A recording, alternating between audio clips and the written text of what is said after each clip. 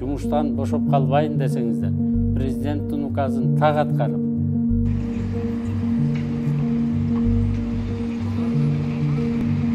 Идаев Бекмырзагай. Бекмырзага, э? Чындап эле. Кимдер жана көп бир короо болуп өткөн.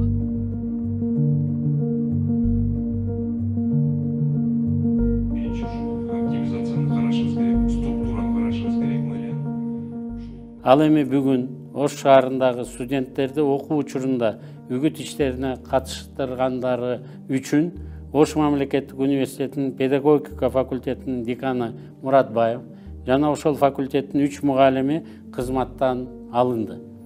Ош мамлекеттик университетинин ректору Кожобеков кызматтан алынды.